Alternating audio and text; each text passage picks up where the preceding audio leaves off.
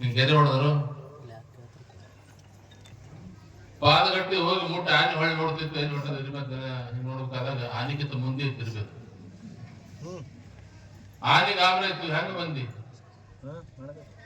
ಇರ್ಲಿಕ್ಕೆ ಇದ್ದಿ ನೀನು, ನಾನು ಒಂದು ಹೆಜ್ಜೆ ಹಾಕಂದ್ರೆ ನೀನು ಒಂದು ತಾಸು ಬರ್ತೀನಿ, ನನಗಿಂತ ಮುಂದೆ ಹೆಂಗೆ ಬಂದಿ ಇರ್ಬೇಕು, ನೀನು ಕಾಲ ಮೇಲೆ ಕೂತ್ ಬಂದೇನೆ ಅಂತ. ಓಡ್ಬೇಕಾದ ಮೊದಲೇ ಆನೆ ಕಾಲ ಮೇಲೆ ಕೂತಿತ್ತು. ಹಂಗ ಕಿಂಕರನಾಗಾಗ ಶಂಕರನಾಗ್ಲಿಕ್ಕೆ ಬರ್ತದ.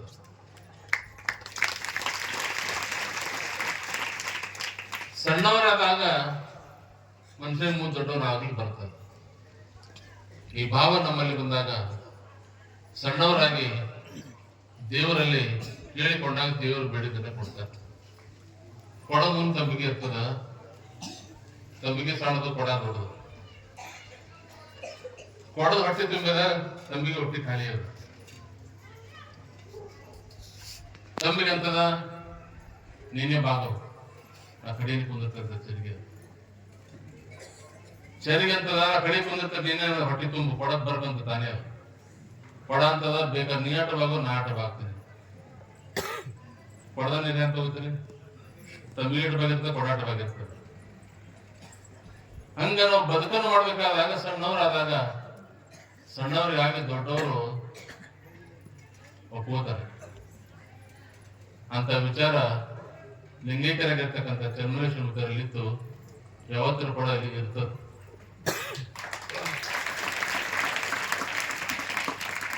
ಸಮುದ್ರ ಗನವೆಂಬನೆ ಧರೆಯ ಮೇಲಡಗಿತ್ತು.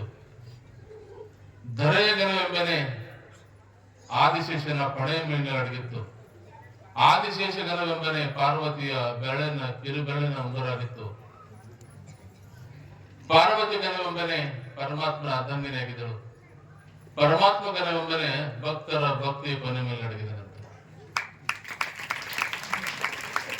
ಇದ್ರಾಗ ಯಾರು ದೊಡ್ಡವರು? ನಾನು ಮನೆ ಹೇಳಿ, ನಾನು ನಾವೇ ಗೆದ್ವಿ, ನೀವೇ ಸೋತ್ವಿ, ನೀವೇ ದೊಡ್ಡವರು. ಮಮ್ಮ ಭಕ್ತ ಮಮ್ಮ ಅಧಿಕ. ನನ್ನ ಭಕ್ತ ನನಗೆ ದೊಡ್ಡವನಂತ ಹೇಳ್ತಾರೆ. ಸಮುದ್ರ ಬಹಳ ದೊಡ್ಡದ. ಸಮುದ್ರ ದೊಡ್ಡದೇನು? ದೊಡ್ಡದನ್ಲಿಕ್ಕೆ ಬರಂಗಿಲ್ಲ. ಅದು ಭೂಮಿ ಮೇಲೆ ಅಡಗದ. ನೀರು 3 ಪಟ್ಟದ, ಭೂಮಿ 1 ಪಟ್ಟದ. ಆದ್ರೂ ಕೂಡ ಭೂಮಿ ಮೇಲೆ ಸಮುದ್ರ ಅಡಗ್ಯದ. ಸಮುದ್ರ ದೊಡ್ಡದೇನು? ದೊಡ್ಡದಲ್ಲ. ಆದಿಶೇಷನ ತಲೆ ಮೇಲೆ ಕುತ್ಕೊಂಡೈತಿ ಸಮುದ್ರ, ಭೂಮಿ. ಆದಿಶೇಷನ ತಲೆ ಮೇಲೆ ಭೂಮಿ ಕುತ್ಕೊಂಡದ. ಆದಿಶೇಷ ದೊಡ್ಡವನೇನು? ದೊಡ್ಡವನಲ್ಲ. ಪಾರ್ವತಿಯ ಕಿರುಬೆರಳಿನ ಉಂಗುರಾಗಿತ್ತು. ಪಾರ್ವತಿ ದೊಡ್ಡವಳೇನು? ದೊಡ್ಡವಳಲ್ಲ. ಪರಮಾತ್ಮನ ಅರ್ಧಾಂಗಿನಿ ಆಗಿದ್ದಳು. ಪರಮಾತ್ಮ ದೊಡ್ಡವನೇನು? ದೊಡ್ಡವಲ್ಲ. ಯಾರು ದೊಡ್ಡವರು? ಮಮ್ಮ ಭಕ್ತ ಮಮ್ಮ ಅಧಿಕ. ದೇವ್ರಿಗಿಂತ ಭಕ್ತ ದೊಡ್ಡವರು.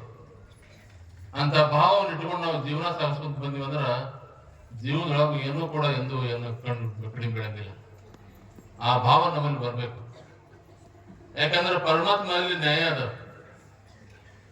ಒಳ್ಳೇದಕ್ಕೆ ಒಳ್ಳೇದದ, ಕೆಟ್ಟದ ಕೆಟ್ಟದದ. ಈಗ ನಿಮ್ಮ ಮನ್ಯಾಗ ಬೆಕ್ಕ ಇದಿರ್ತದ. ಬೆಕ್ಕ ತನ್ನ ಮರಿ ತಗೊಂಡು ಹೋಗ್ತದ. ಹೆಂಗ್ ನೋಡ್ತದ? ಹಂಗ ಕುತ್ತಿಗೆ ಹಿಡಿದಿರ್ತದ.